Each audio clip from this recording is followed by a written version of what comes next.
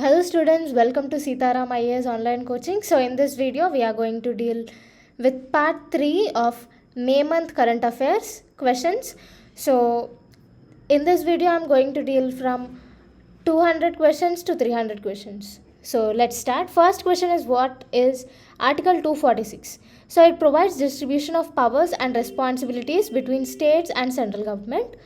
Second question, in which schedule are the three lists, that is state list, union list and concurrent lists, are mentioned? It is in 7th schedule.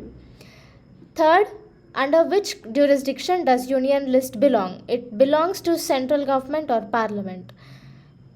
Fourth question, under which jurisdiction does state list belong to? State list belong to the state legislature. Fifth question, under which jurisdiction does concurrent list belong? So it belongs to both central government and state government. Sixth question, under concurrent list, if suppose there is a conflict between center and state, then who has maximum powers to decide upon the concurrent list? What is concurrent list? Concurrent list is which both central and state government can control it. So if there is a conflict between center and state, then of course center will win. So the parliament, that is center, has the maximum powers to decide upon the concurrent list. Seventh question, what is meant by residuary powers? So residuary powers means the parliament has exclusive powers upon the lists of subjects which are not mentioned in the state list or the concurrent list. Okay, so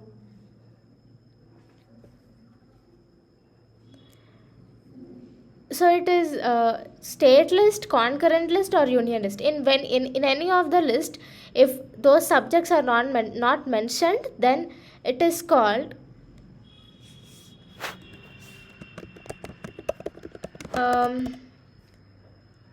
residuary powers. Okay, so parliament has exclusive powers upon these subjects. So now 8th question, what is concurrent list as per Sarkaria Commission? So as per Sarkaria Commission, the subjects under the concurrent list are not exclusively important to national subjects nor state subjects. That means it is not as important to central government or the state government. So now 9th question, what is Article 248? So Article 248 deals with the parliament has the exclusive powers upon the subjects which are not mentioned in the state or concurrent list. Now what are residuary powers? Residuary powers means which are not mentioned in any of the lists. Okay. So now 10th question, under which list does the defense, foreign affairs, railway, banking are categorized? So all these are of national importance, remember. So these come under union list. 11th question, name some examples under state list. So public order, police, public health, sanitation, betting and gambling, all these belong to the state list.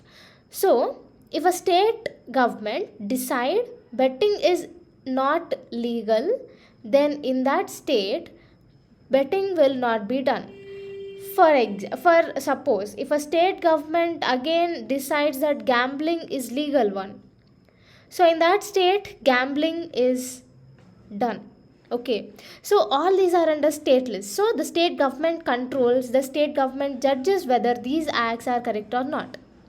Okay, now the 12th question is, name some subjects mentioned in the list 3 of 7th schedule. So what is list 3? List 3 is the concurrent list. So education, population control, family planning, criminal law, protection of wildlife and animals, forests, all these come under list 3. Now how many original lists does union, state and concurrent list had? So originally union list had 97 subjects, state list had 66 subjects and concurrent list had 47 subjects. Okay, now 14th question, at present how many lists do we have in union, state and concurrent list? So at present in union list we have 100, state list 61 and concurrent list 52. So see here, Originally, Union List had only 97, but later on it added 3 more subjects. State List had only 66 subjects. So, what Parliament done was it took 5 subjects from out of the State List. And here in concurrent list, originally we had only 47 subjects, but more 5 more 5 subjects were added to this concurrent list. Okay, who have the power to change these subjects, to change this number of subjects? Parliament. Okay, under which article? Under Article 248. Okay, now 15th question, from which act did the constitution inherited the 7th schedule? So, from Government of India Act 1935. See, remember, whenever these acts come, it is very important to note down, because definitely at least one question will be asked from these acts. Regulatory Act, PITS India Act, Charter Act, Government of India Acts, Indian Council Acts, from all these acts at least one question is compulsory. So prepare well, concentrate more on these acts. Now 16th question, what is Article 368? So it is the power of Parliament to amend the constitution. 17th question, what is special majority? So the special majority is the total numbers in the house present and voting should not be less than 2/3 of members. Okay, the present and voting should not be less than 2/3 of voting. Okay, this is the special majority. And 18th question, 7th schedule can be amended by which majority? So 7th schedule can be amended by special majority. What is special majority? Special majority is if the persons coming and voting, when the persons are coming and voting, the total members of those persons who are coming and voting, present and voting, should not be less than 2/3. So that is called special majority, and 7th schedule can be amended through special majority. Now, under which article constitution can be amended? Under Article 368. So another question, from which act 7th schedule was taken? It is from Government of India Act 1935. Now 19th question, what is doctrine of pith and substance? So here, under the doctrine of pith and substance, when a dispute occurs between the center and state upon the list of subjects, the court looks into the matter and then decide which should take control upon the list of subjects. Okay, let for example education. So state will tell education should come into my list, and on the other side, center will tell education should come into my subject. That means center will tell education should be under union list and state will tell education should be under state list. So in this situation, they'll go and approach the court, both center and state. So in that situation again, court uses the doctrine of pith and substance. So what is this? So here, under this doctrine, the court looks into the center and state and it looks into the matter. So what are the advantages, what are the benefits, disadvantages, all those things it looks, and then gives its judgment. Okay, so this process of court looking into the matters and then deciding is called doctrine of pith and substance. Okay, now 28th question, what is meant by doctrine of colorable legislation? So here it means that legislation which cannot do some work directly cannot do it indirectly. That means,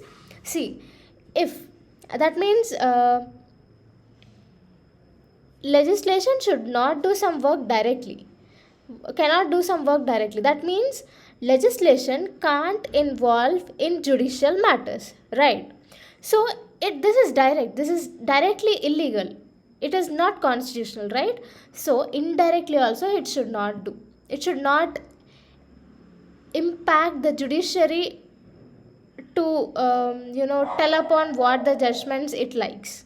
Okay, so whatever the work cannot be done directly, can't also be done indirectly. So this is called doctrine of colorable legislation. 21st question, what is doctrine of separation of powers? So here it means that the legislature, executive, judiciary have their independent powers and one cannot interfere into other powers. So again we'll revise these three doctrines. The first one is doctrine of pith and substance.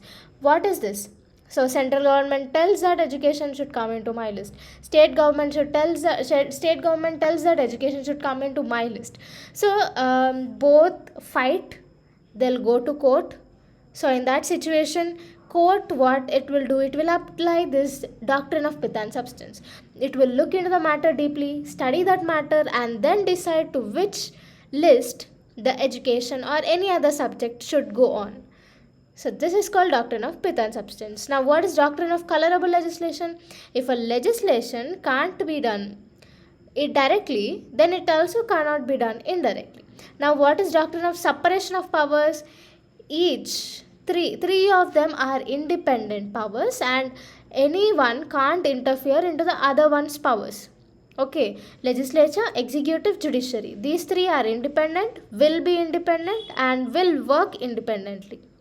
So this is called doctrine of separation of powers. Now 22nd question, forest and education from state list are transferred to the concurrent list under which amendment? It is under 42nd Constitutional Amendment Act. Okay. Okay, now next 23rd question, under 42nd Amendment Act, what changes are done in the 7th schedule? So under 7th schedule, they transferred 5 subjects from the state list to concurrent list. So what are they? Education, forest, weights and measures, protection of wild animals and birds, administration of justice. So under 42nd Constitutional Amendment Act, all these 5 subjects are transferred from state list to concurrent list. Now 24th question, what is meant by cooperative federalism? So a good relationship between center and state is called cooperative federalism. Now for 25th question, why Sarkaria Commission was formed? It was formed to examine the relation between center and state. 26th question, when was Sarkaria Commission was formed and what are its recommendations? So it was formed on June 1983. So the recommendations are, point number 1, residuary powers. What are residuary powers? Residuary powers means anything which is not mentioned in union, state or concurrent list. So all those powers will be in the hands of the central government or the parliament. Okay. So the residuary powers should be transferred from union list to state list. And the second point is under concurrent list. What is concurrent list? Both center and state government will have control over it. But if there is a conflict between both of them, central government will have the upper hand on this concurrent list. Okay, so under concurrent list, center should consult the state before exercising power on that subject. Now 27th question, as per Sarkaria Commission, residuary powers are transferred to concurrent list. Then what about the residuary powers to impose taxes? So it should be under union list only as per Sarkaria Commission. 28th question, why M.M. Punchi Commission was formed? It was formed to study the center-state relations, keeping in view about the social and economic changes. It was formed in 2007. Remember, Sarkaria Commission was formed in June 1983. It was also formed to study the center and state relations. But what is the difference between Sarkaria Commission and M.M. Punchi Commission? M.M. Punchi Commission studies center and state relations, keeping in view about the social and economic changes. Okay, and it was formed in 2007.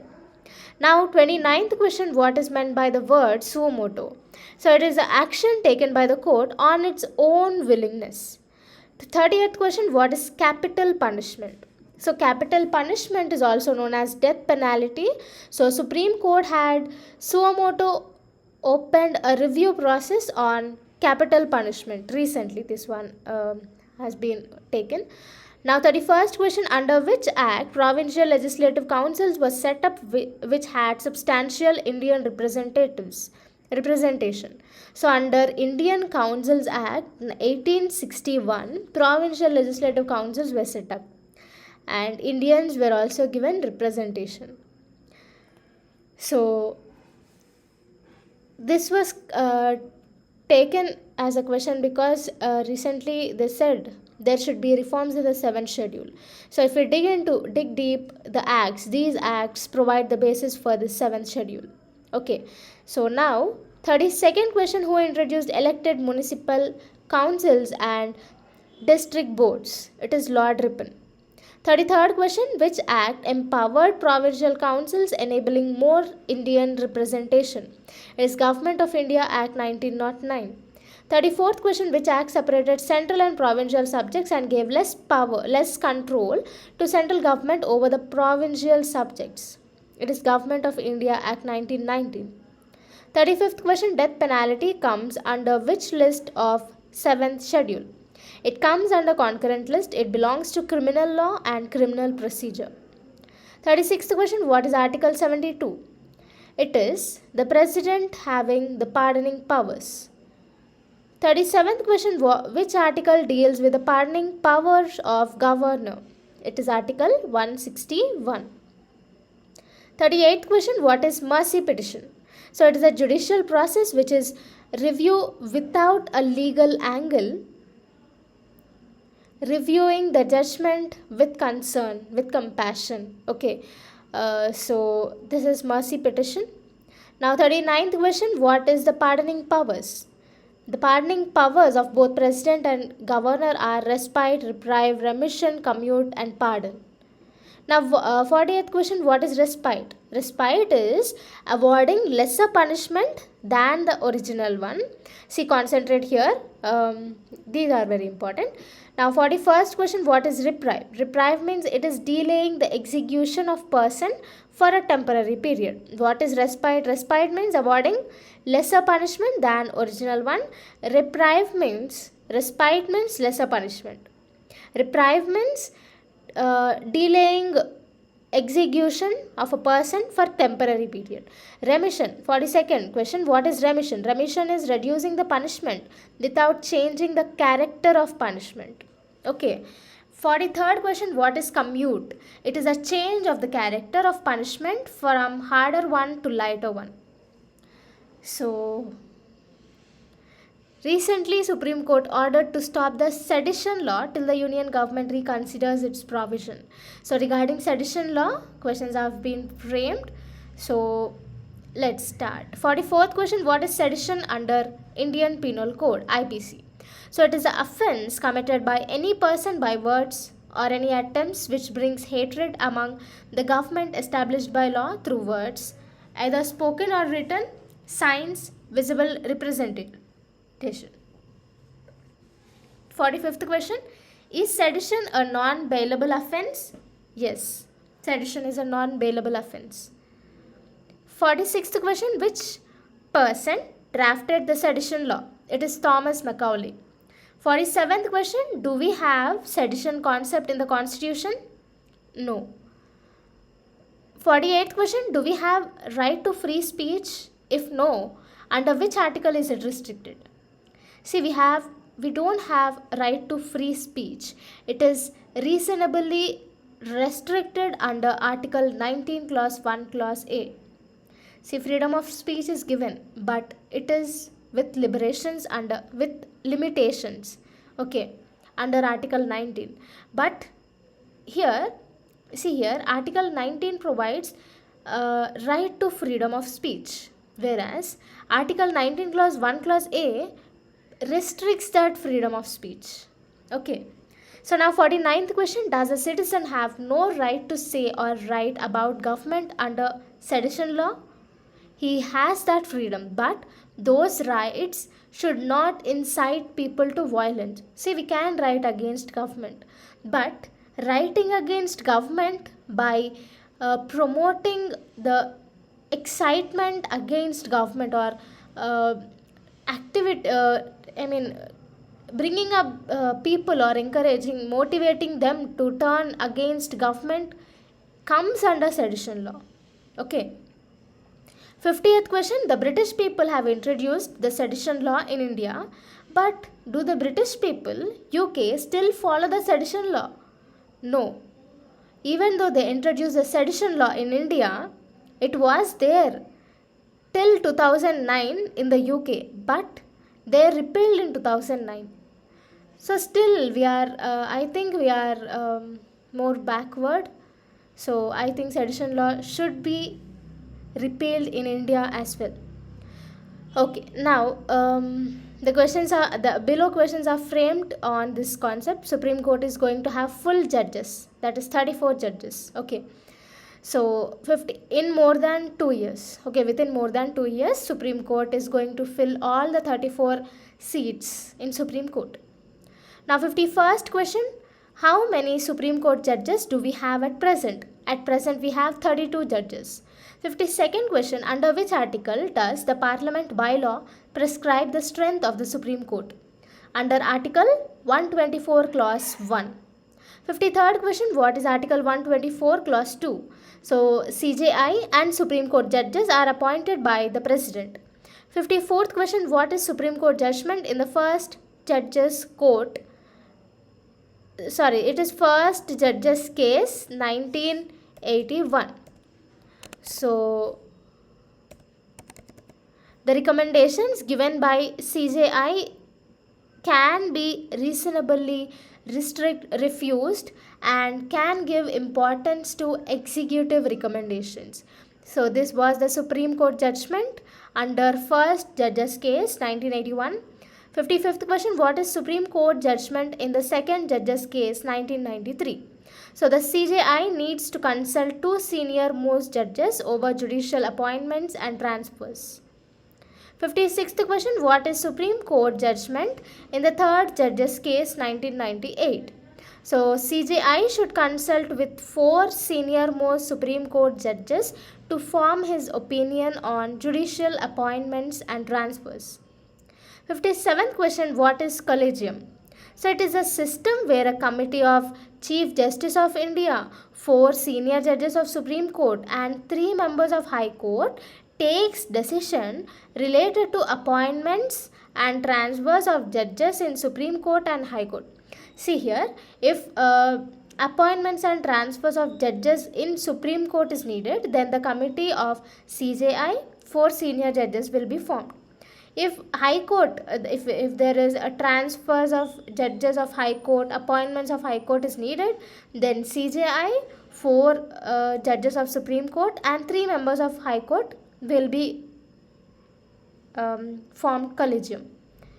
Now regarding president elections, so 58th question, what is meant by value of vote? So it is a ratio between population and number of seats. See here, the value of votes varies. For the presidential elections, the value of vote is seen through the number of legislative assemblies and the number of parliaments. Okay, so if there is an elections regarding MLAs, then number of population and number of assemblies, okay, number of seats will be chosen. So it differs between person to person. That means for MPs it is different, for MLA it is different, for president also it is different. Okay, so 59th question, are legislative assembly and value of vote proportional to each other? Yes. Okay, now the questions are related regarding center reconstituted interstate council subject. So 68th question, what is Article 263? So here the president can establish a council and authorize the nature and duties that are to be performed by the council. Okay, now 61st question, what is the main duty of interstate council? So it recommends on the issues relating to interstate, center state and center union territory relationship. So this is regarding interstate council. Now 62nd question, who are the members of interstate council? So prime minister, chief ministers of all states and 6 union ministers are the members of interstate council. And 63rd question, what is a standing committee? So it is a permanent committee set up by an act. So it performs some duties on annually. Okay, some duties annually. So 64th question, who will be the chairman of standing committee? It is Union Home Minister. Now the questions are related based upon Thiruvananthapuram Declaration. Okay. 65th question, what is Thiruvananthapuram Declaration?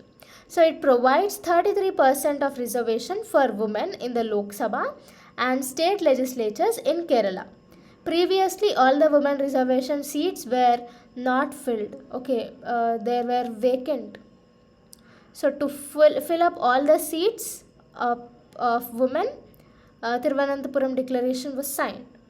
66th question, who releases Global Gender Gap? So World Economic Forum releases Global Gender Gap report. Now 67th question, what is the rank of India in Global Gender Forum?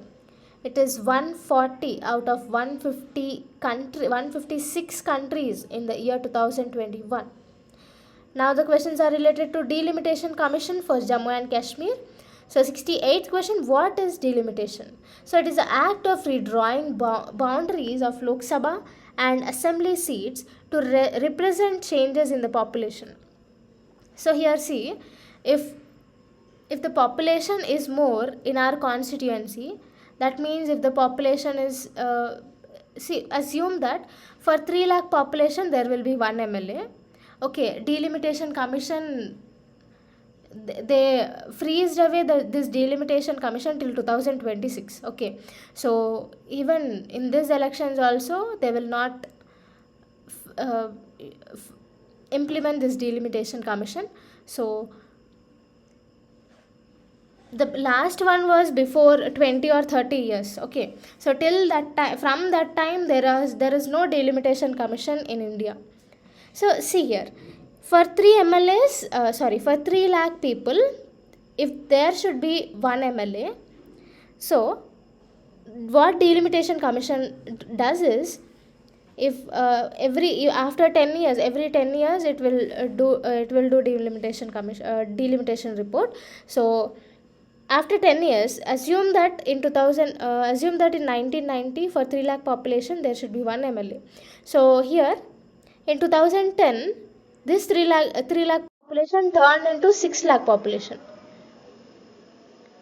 Okay, I found. So under this, if it turns into 6 lakh population, then Delimitation Commission has to implement 2 MLAs, right? So here what Delimitation Commission is doing?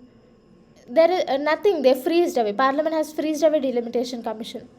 So there is lack of efficiency. Delimitation is one of the reason. Lack of delimitation is one of the reason of lack of administrative facilities in India. You have to observe these concepts. So now coming to the question, what is delimitation? So it is the act of redrawing the boundaries of Lok Sabha and Assembly seats to represent changes in population. 69th question, what is the main objective of Delimitation Commission? So to provide equal representation for equal protection segments and fair division of geographical areas. 70th question, in which article Parliament can enact Delimitation Act after every census? It is under Article 82. 71st question, under which Constitutional Amendment Act the process of delimitation was freezed for Lok Sabha and state assemblies till 2026? It is under 84th Constitutional Amendment Act. Okay, they freezed Delimitation Commission till 2026. So under 82nd Constitution article, they have to enact Delimitation Commission every census. But what they have done? Under 84th Constitutional Amendment Act, they have freezed this Delimitation Commission for both Lok Sabha and state assemblies till 2026. Okay, now 72nd question, which article deal with the composition of legislative assemblies?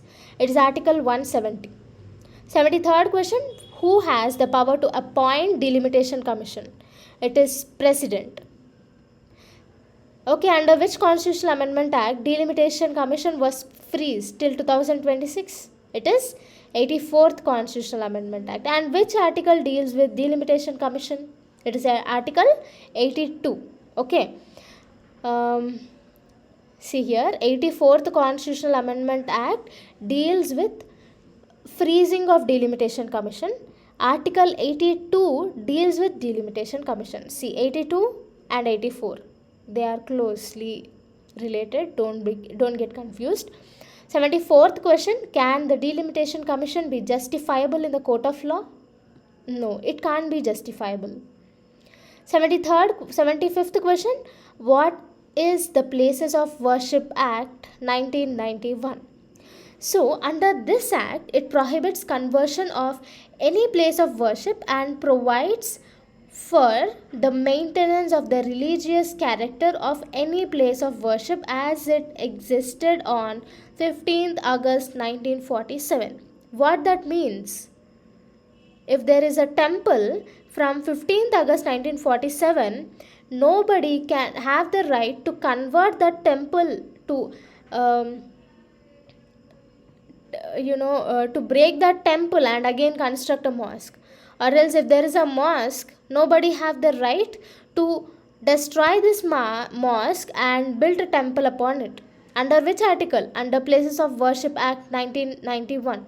So why then Ram Mandir, Ram Janmabhoomi, in Babri Masjid case, why that happened? Because this act is not applicable to Ram Janmabhoomi. Okay, so that is the reason they have Babri Masjid was demolished and Ram Mandir was being constructed over there. Okay. 76th question, what is India's rank in Economic Intelligence Unit in 2014 and 2019 respectively? So in 2014, India's rank in Economic Intelligence is 27. In 2019, it is 51. So our rank has been declined.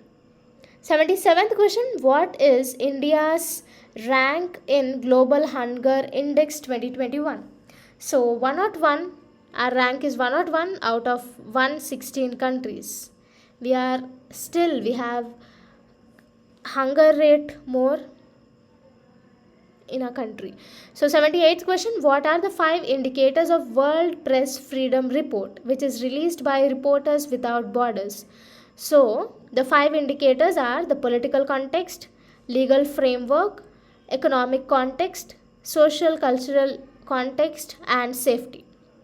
So now the questions are related to India secured less score in World Bank Worldwide Governance Indicators, WGI. So 79th question, what are the 6 dimensions under World Bank's Worldwide Governance Indicators? So the 6 dimensions are rule of law, regulatory quality, governmental effectiveness, political stability and absence of violence or terrorism, voice and accountability, control of corruption. That means India has ranked very low in this worldwide governance indicators. So under this, what does India lack? India lack rule of law. India lack regulatory quality, government effectiveness. India lack political stability, and there is frequent violence and terrorism activities in India. There is lack of voice, that means lack of people's voice, lack of questioning power among people, lack of accountability, lack of control on corruption. So all these are lacked by India. So 80th question, who are the members of Indo-Pacific Economic Framework for Prosperity? So US, Australia, Brunei, India, Indonesia, Japan, Republic of Korea, Malaysia, New Zealand, Philippines, Singapore, Thailand, Fiji and Vietnam. So here you can remember all these 14 countries with VM US PANS B Fiji. Okay, this is one code which I have tried to put it down to remember.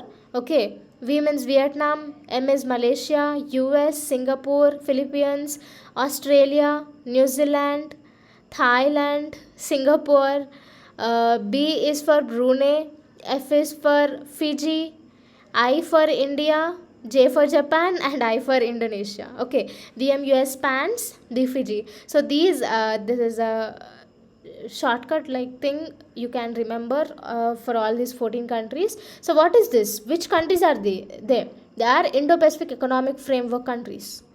Okay, so the trick is to remember these countries is VM US PANS, P Fiji. Okay, 81st question, who founded the Lingayat sect? It is Jagadguru Basaveshwara. 82nd question, who was the first Lingayat layman? Who was the first layman to be declared a saint of Vatican, saint by Vatican? So it is Deva Sahayam Pillai, also known as Lazarus. Okay, so he was the first layman to be declared as a saint by Vietnam. 83rd question, what is this? He was the first Indian to convert into Christianity, I think so. So yeah, Christianity. So official person, he is Deva Sahayam Pillai. He was also a social reformer. He fought against inequality as well. 83rd question, which renowned architect was conferred with the Royal Gold Medal in 2022? It is Balakrishna Doshi. 84th question, Ramgarh Vishdhari Tiger Reserve is in which state? It is in Rajasthan. 85th question, where is Pamban Bridge? Pamban Bridge is in Tamil Nadu. 86th question, is India a part of India-Pacific Economic Framework for Prosperity, that is IPEF? Yes. How many countries are there in IPEF? It is 14 countries. And what is the trick I have told you? It is VM US PANS B Fiji. Okay, we'll again revise it.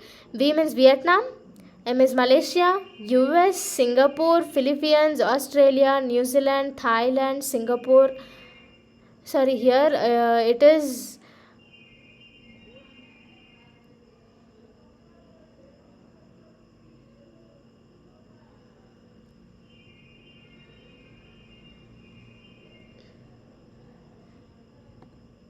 there is no S. Here B is Brunei, F is Fiji, I is India, Japan and Indonesia. Okay, so now yeah, so is India a part of, okay, here, so now we are dealing with Indo-Pacific Economic Framework for Prosperity, that is IPEF. So 87th question, what is the Indo-Pacific Economic Framework, IPEF? So it is a framework to solve problems related to trade and economic matters between the member countries. 88th question, is the Indo-Pacific Economic Framework, that is IPEF, and free trade agreement the same? No, these both are not same.